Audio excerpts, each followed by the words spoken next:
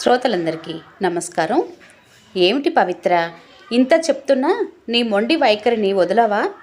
కళ్యాణ్ మాటలకు రోషంగా అతని వైపు చూస్తూ, మీకు నా మొండి వైఖరి మాత్రమే కనిపిస్తుంది. మీ దృష్టిలో నేను మొండిదాన్ని ఒప్పుకుంటాను. కానీ నా ఈ మొండితనానికి కారణం మీ అమ్మగారేగా. 5 సంవత్సరాల క్రితం మీ అమ్మగారే కదా మనల్ని విడి కాపురం పెట్టుకోమని ఇంట్లో నుండి తరిమేశారు. తరిమేయటం ఏమిటి పవిత్ర, అలా మాట్లాడకు. లేకపోతే ఏమిటండి, అప్పటి నుండి వేరే ఉంటూ 2 ఏళ్ల మన శ్రీజన్ని డే కేర్లో దింపుకొని ఆఫీస్కు వెళ్తూ ఎంత కష్టపడేదాన్నో చూసి కూడా మీరు ఇలా మాట్లాడటంలో ఏమైనా అర్థం ఉందా? అప్పుడేదో జరిగిపోయింది.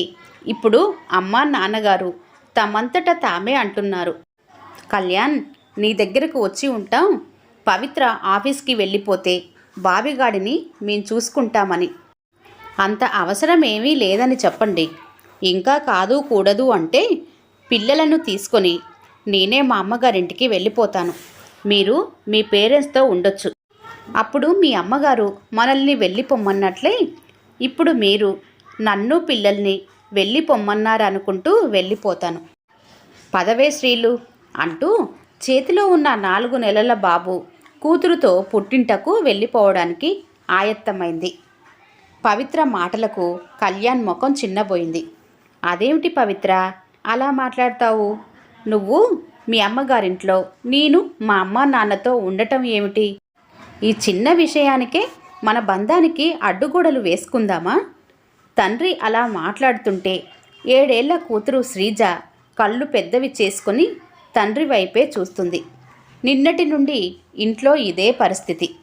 మనం అమ్మమ్మ వాళ్ళ ఇంటికి వెళ్ళిపోదామే శ్రీజ అంటూ తల్లి తనతో అంటుండడం, తండ్రి అమ్మను బతిమలాడటం చూస్తూనే ఉంది. మా అమ్మ నాన్నగారు మనతో కలిసి ఉండాలని నీ దగ్గరకు వచ్చేస్తాంరా కళ్యాణ్ అంటుంటే వద్దని ఎలా చెప్పగలను పవిత్ర? ఇంటికి పెద్ద కొడుకుగా వాళ్ళని చూసుకోవాల్సిన బాధ్యత నాకు లేదా చెప్పు? ఏం మీ పెద్దన్నయ్య దగ్గర మీ అమ్మ నాన్న ఉండటం లేదా? పవిత్ర నుండి సమాధానం లేదు. కళ్యాణ్కి చాలా భయంగా ఉంది. పవిత్ర పిల్లలను తీసుకొని వెళ్ళిపోతుందేమోనని. చాలా పట్టుదల పవిత్రకి. విషయం తెలిస్తే అమ్మ నాన్నగారు ఎంత బాధపడతారు? మా గురించి మీ సంసారంలో కలతలేమిటిరా అంటూ అమ్మ ఏడ్చేస్తుంది. ఈ వయసులో తాము వాళ్ళని క్షోభ పెట్టినట్లు కాదా? అయినా పవిత్రకేమిటి అంత అహం? సంసారం అన్నాక ఏవో సమస్యలు వస్తూనే ఉంటాయి. ఎప్పుడో ఏదో జరిగిందని ఇంకా దాన్నే పట్టుకొని వేలాడటం ఏమిటి? మూర్ఖత్వం కాకపోతే. 8 సంవత్సరాల క్రితం కొత్తగా పెళ్ళయి అత్తవారింటికి వచ్చిన పవిత్ర అత్తవారింట్లో తను కోరుకున్న ప్రైవసీ లేదని గ్రహించింది. మామగారు, కాలేజీ చదువుతున్న 2 ఆడపడుచులు, మరిది, వచ్చిపోయే బంధువులతో ఇల్లు ఎప్పుడూ హడావుడిగా ఉండేది. పైగా అద్దె ఇల్లు, 2 బెడ్రూమ్లు, హాలు, వంటగది మాత్రమే. భర్త పక్కన కూర్చొని మాట్లాడుకోవడానికి అవకాశం ఉండేది కాదు. రాత్రివేళ ఇద్దరూ కలిసి కబుర్లు చెప్పుకుంటూ భోజనం చెయ్యాలనిపించేది. పగలంతా ఇద్దరికీ ఆఫీసులో గడిచిపోయినా సాయంత్రం ఇంటికి వచ్చాక భర్తతో ఏకాంత సమయాన్ని కోరుకునేది. తమ బెడ్రూమ్లోకి వచ్చి హాయిగా రిలాక్స్ అవుదామనుకుంటుంటే మరిది అక్కడ చదువుకుంటూ కనిపించేవాడు. రాత్రి 10ంటికి కానీ ఇల్లు సద్దుమణిగేది కాదు. శని ఆదివారాలు తలుపులేసుకొని పడుకుంటే అత్తగారు, చూడు పవిత్ర, పెళ్ళి కాని పిల్లలున్నారు ఇంట్లో. అలా మీరు తలుపులు బిడాయించుకొని పడుకోవటం బాగుండదు. నువ్వు రెస్ట్ తీసుకోవాలనుకుంటే హాల్లోనో మరో గదిలోనో పడుకోమని చెప్పేసరికి తనకి తల కొట్టేసినట్లుగా అనిపించేది. శని ఆదివారాలు సాయంత్రం పూట ఏదైనా మూవీకి కానీ పార్కుకు కానీ వెడదామంటే ఇంట్లో చెల్లాయిలుండగా మనం షికార్లకి వెళ్ళటం ఏమిటని కొట్టి పారేసేవాడు కళ్యాణ్. చిన్న చిన్న అసంతృప్తులు సర్దుబాట్ల మధ్య పెద్దది శ్రీజ పుట్టడం జరిగిపోయింది. డెలివరీ అయిన 6 నెలల తర్వాత పుట్టింటి నుండి శ్రీజను ఎత్తుకొని అత్తవారింటికి వచ్చింది పవిత్ర. తను ఆఫీస్కి వెళ్ళిపోతే శ్రీజను అత్తగారు చూసుకునేవారు. ఇంట్లో వంటంతా ఆమె చేసేవారు. ఆడపడుచులు మరిది కాలేజీ చదువులకు వెళ్ళిపోయేవారు. మామగారు గవర్నమెంటు హై స్కూల్లో సైన్స్ టీచర్. ఆయన స్కూల్కి వెళ్ళిపోయేవారు. ఆడపడుచులు ఇంట్లో ఉన్న కాసేపు తల్లి పోరు పెడుతుంటే ఏదో కాస్త పనిలో సాయం చేసినా చదువుకోవలసినవెన్నో ఉన్నాయనో పరీక్షలు ఉన్నాయనో చెప్పి పనిని తప్పించుకోవడానికి చూసేవారు. మనవరాలి రాకతో అత్తగారికి పని ఎక్కువైంది. ఒకరోజు అత్తగారు తనతో, చూడమ్మా, నువ్వు కాస్త పెందలాడే లేవటం అలవాటు చేసుకో. పొద్దుటే వేళకి అందరికీ గబగబా లంచ్ బాక్సులు రెడీ చేయటం, టిఫిన్లు రెడీ చేయటం నా వల్ల కావటం లేదు. అది వరకటి ఓపిక సన్నగిల్లింది. నువ్వు తొందరగా లేచి నాకు వంట పనిలో కాస్త సాయం చేస్తే బాగుంటుంది. అలాగే పాపయ్యకి స్నానం అవి కూడా నువ్వు ఆఫీస్కి వెళ్ళేలోపు కానిచ్చేయమంటూ చెప్పేసరికి పవిత్రకు అహం అడ్డొచ్చేది. ప్రతిదీ భర్తకు ఫిర్యాదు చేస్తున్నట్లు చెప్పేది. పొద్దుట నుండి సాయంత్రం వరకు ఆఫీసు పనిచేసి వచ్చి అలసిపోయి నిద్రపోతుంటే పెందరాలే లేచి వంట పని చేయమంటున్నారు మీ అమ్మగారు. పొద్దుటే శ్రీజకు స్నానం చేయించటం నాకెలా కుదురుతుందంటూ ఎగిరిపడేది అతని మీద. కళ్యాణ్ అటు తల్లికి చెప్పలేక ఇటు భార్యకు చెప్పలేక నలిగిపోయాడు. ఫలితం పవిత్ర కళ్యాణ్ మధ్య మౌనం రాజ్యమేల సాగింది. పవిత్ర ఆఫీస్ నుండి రాగానే కూతురు శ్రీజతో తమ బెడ్రూంలోకి వెళ్ళిపోయి తలుపులేసుకునేది. అత్తగారితో మాట్లాడటం కానీ ఆడపడుచులతో సరదాగా గడపటం కానీ చేసేది కాదు. పరిస్థితిని అర్థం చేసుకున్న అత్తగారే ఒకరోజు కళ్యాణ్తో విడికాపురం పెట్టుకోండంటూ చెప్పేసింది. అదే విషయాన్ని ఇప్పుడు గుర్తు చేస్తూ, మీ అమ్మగారే కదా మనల్ని విడిగా వెళ్ళిపోమ్మన్నారంటూ పవిత్ర ఇప్పుడు తనని దెప్పుతుంది. నిజానికి కళ్యాణ్ తల్లి కృష్ణవేణి చెడ్డదేమీ కాదు. చిన్న చిన్న గొడవలే చిలికి చిలికి గాలి వానలైతే బంధుత్వాలు తెగిపోతాయేమోనని భయపడిపోయే మనిషి. కోడలు కోరుకున్న స్వేచ్ఛ సదుపాయము తమింట్లో లేవని గ్రహించిన ఆమె పవిత్ర మనస్తత్వం తన ఆడపిల్లలపైన ఎలాంటి ప్రభావం చూపుతుందోనని భయపడింది. రేపు తన కూతుళ్లకు పెళ్ళై అత్తవారింటికి వెడితే వాళ్ళు అత్తమామలతో సఖ్యతగా ఉండాలని కోరుకునే వ్యక్తి ఆమె. కొన్నాళ్ళు వేరు కాపురం ఉంటే అభిమానాలు పెరిగి దగ్గరవుతామన్న ఆశతో ఆ రకంగా వాళ్ళని వేరు కాపురం పెట్టుకోమని సలహా ఇచ్చిందే గాని మరే చెడు ఆలోచన లేదామెకు. ఈ 5-6 సంవత్సరాలలో ఆడపడుచులకు పెళ్ళిళ్ళు అయిపోయాయి. మరిదికి నాగపూర్లో ఉద్యోగం వచ్చింది. మామగారు రిటైర్ అయిపోయారు. ఆడపడుచుల పెళ్ళిళ్ళు, మరిది చదువు అన్నీ కళ్యాణ్ తండ్రి రాఘవరావు గారే చూసుకున్నారు. కళ్యాణ్ ఆర్థికంగా సహాయం చేస్తానన్నా వద్దన్నారు.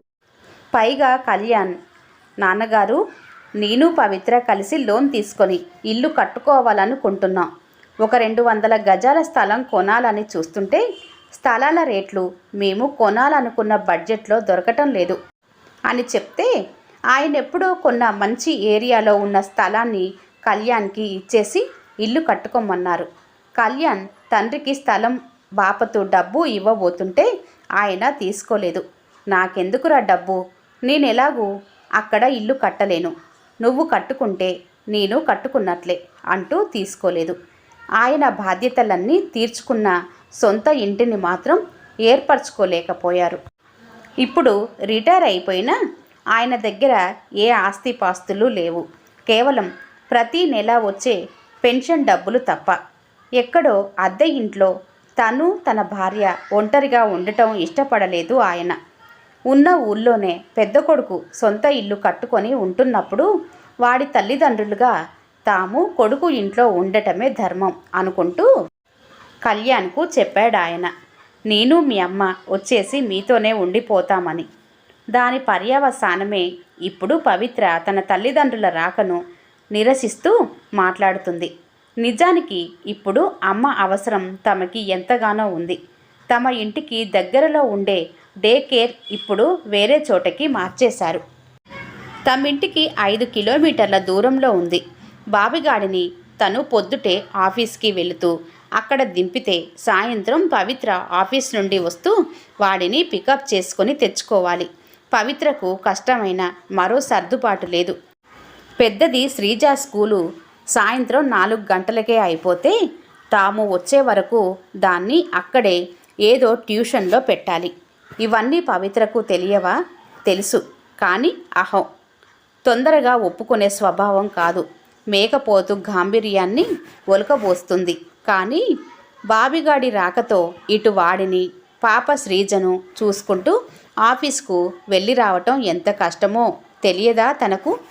చివరి ప్రయత్నంగా పవిత్రతో వస్తామంటున్న అమ్మ నాన్నగారిని రావద్దని ఎలా చెప్పమంటావు? కొన్నాళ్ళు ఉంచుకుందాం, ఆ తర్వాత నాగపూర్లో ఉన్న మా తమ్ముడు వేణు దగ్గరకు పంపిస్తాను అని చెప్పి పవిత్రను మొత్తానికి ఒప్పించాడు. కళ్యాణ్ తల్లిదండ్రులు వచ్చిన 3-4 నెలల్లోనే ఇంట్లో ఎంతో మార్పు. మొదట్లో పవిత్ర అత్తగారితో చాలా ముభావంగా ఉండేది. కానీ ఆఫీస్కు వెళుతూ పిల్లల విషయంలో ఏవో జాగ్రత్తలు సూచనలు చెప్పడానికైనా ఆమెతో మాట్లాడవలసి వచ్చేది. బామ్మ సంరక్షణలో బావిగాడు బొద్దుగా అందంగా రూపుదిద్దుకుంటూ చిరునవ్వులను చిందిస్తున్నాడు. శ్రీజని డే కేర్లో వేసినప్పుడు ఎప్పుడూ దానికి వైరల్ ఇన్ఫెక్షన్సే. తరచుగా జలుబు దగ్గు జ్వరం వచ్చేవి. ఎవరో ఒకరు ఆఫీస్కి సెలవు పెట్టి కూర్చునేవారు. పిల్ల కూడా అర్భకంగా ఉండేది. ఇప్పుడు అలా కాదు. కమ్మని పప్పు అన్నంలో కరిగించిన నెయ్యి కలిపి ముద్దలు చేసి కథలు చెబుతూ బామ్మ తినిపిస్తుంటే అది బంతిలా తయారయ్యి చెంగున గంతులేస్తుంది. అది వరకటిలా అత్తగారు చెప్పకుండానే పవిత్ర ఉదయాన్నే లేచి వంట పనిలో సాయం చేస్తూ పిల్లలకి స్నానాలు అవి చేయించి ఆఫీస్కి వెడుతుంది. అప్పట్లో ఆమెలో ఉన్న అహం కొద్దిగా కరగనారంభించింది. రాత్రిపూట వంట పని నాదే, మీరు మావయ్య గారు ఏ గుడికో పార్కుకో వెళ్ళి రండంటూ అత్తగారికి విశ్రాంతినిస్తుంది. పిల్లల టెన్షన్ లేదు తమకి. ఇప్పుడు హాయిగా ఆఫీస్కి వెళ్ళి ఉద్యోగం చేసుకుంటున్నారు. కళ్యాణ్ నాన్నగారు ఇంట్లోకి కావలసిన కూరగాయలు సరుకులు కొని తెచ్చేస్తున్నారు. పవిత్రకు అత్తగారి సహకారం అర్థమవుతుంది. తను వచ్చే వరకు బాబిగాడిని చూసుకోవటం, వాడికి టైం ప్రకారం పాలు పట్టడం, డైపర్స్ మార్చటం, అలాగే శ్రీజ స్కూల్ నుండి రాగానే దాని యూనిఫామ్ మార్పించి దానికి తినిపించటం, ఇవన్నీ పైకి కనిపించినంత చిన్న విషయాలు కావు. అది వరకు అయితే తనే ఇంటి తాళం తెరుచుకొని పిల్లలతో ఇంట్లోకి వచ్చేది. కానీ ఇప్పుడు ఇల్లు ఎంతో శుభ్రంగా ప్రశాంతంగా ఉంటుంది. ముఖ్యంగా పిల్లలు ఆరోగ్యంతో కలకలలాడుతూ పెద్దవారి సంరక్షణలో పెరుగుతున్నారు. అప్పట్లో తన అహంకారపు పొరల్లో అత్తగారి ప్రేమ కనబడేది కాదు. నిజానికి అత్తగారు అప్పుడు ఇప్పుడు కూడా అదే ప్రేమను చూపుతున్నారు. తానే ఆమెను సరిగా అర్థం చేసుకోలేకపోయానని బాధపడింది. ఆ రోజు పవిత్ర ఆఫీస్ నుండి వస్తూనే హుషారుగా వచ్చింది, చేతిలో స్వీట్ బాక్సుతో. ముందుగా అత్తగారికి మామగారికి స్వీట్లు ఇస్తూ నాకు ఆఫీసర్గా ప్రమోషన్ వచ్చిందని ముఖం నిండా ఆనందం పులుముకుంటూ మరీ చెప్పింది. ఇద్దరూ చాలా సంతోషమమ్మా అంటూ అభినందించారు. ఈలోగా కళ్యాణ్ రెండో చెల్లెలు శ్రీవాణి తల్లికి ఫోన్ చేసింది.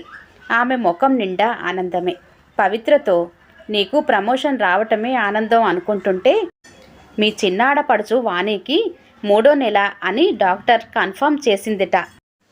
ఈరోజు అన్నీ శుభవార్తలే, మనసు ఆనందంతో పొంగిపోతుందమ్మా అంటూ కోడలి వైపు ఆప్యాయంగా చూస్తూ అంది. ఓ అవునా అత్తయ్య గారు, నిజంగానే పెద్ద శుభవార్త. అయితే ఈ ఆదివారం వెళ్ళి మనం వాణిని మనింటికి తీసుకొచ్చి కొన్ని రోజులు ఉంచుకుందామంటూ చెప్పేసరికి కోడలి అభిమానానికి ఆమె హృదయం ఆర్ద్రమైంది. పవిత్ర హృదయం మంచిదే, ఏదో చిన్నతనం. అప్పట్లో తనే సరిగా కోడలిని అర్థం చేసుకోలేదు. పవిత్రకు అహంకారం అని పొరబడ్డా అనుకుంటూ ఆమె మనసులో చాలా బాధపడింది. 1 గంట తర్వాత పెద్దాడపడుచు శ్రీవల్లి నుండి ఫోన్. వావ్ వదినా, యు ఆర్ జీనియస్. ఆఫీసర్గా ప్రమోషన్ వచ్చినందుకు కంగ్రాట్స్. Thank you Valli. జీనియస్ని ఏమీ కాదులే, 3 సార్లు డిమ్కి కొట్టిన తర్వాత వచ్చిన ప్రమోషన్. అలా అనకు వదినా. ఇల్లు, పిల్లలు, సంసార బాధ్యతలలో ఉన్న మనలాంటి లేడీస్కు ఎప్పుడు వచ్చినా ఫస్ట్ టైం వచ్చినట్లే ఫీల్ అవ్వాలి. ఇంతకీ మా వదిన ఆఫీసర్ అయినందుకు ఈ ఆడపడుచుకి ఏమి గిఫ్ట్ ఇస్తుందో నాటక ఫక్కీలో అంది. ఈ ఆదివారం వచ్చేవల్లి, వాణిని కూడా తీసుకువస్తున్నాం. మీ ఇద్దరికి మీకు నచ్చిన చీరలు కొనిపెడతాను. అబ్బా, మా వదిన ఎంత మంచిదో అంటూ శ్రీవల్లి చిలిపిగా మాట్లాడుతుంటే పవిత్ర ముసిముసి నవ్వులు నవ్వసాగింది.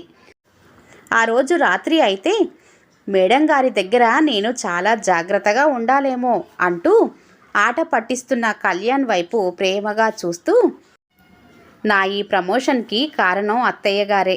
4 సంవత్సరాల నుండి నేను నా కెరీర్ మీద సరిగా ఫోకస్ చేయలేకపోయాను. అదీ కాక శ్రీజ ఎప్పుడూ సిక్ అవుతుండేది.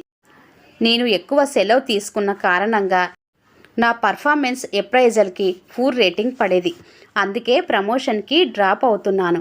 కానీ అత్తయ్య గారు, మావయ్య గారు ఇక్కడకు వచ్చిన ఈ సంవత్సరం కాలంలో ఒక్కరోజు కూడా నేను లీవ్ తీసుకోకుండా ఆఫీస్కి వెళ్ళి వస్తున్నాను.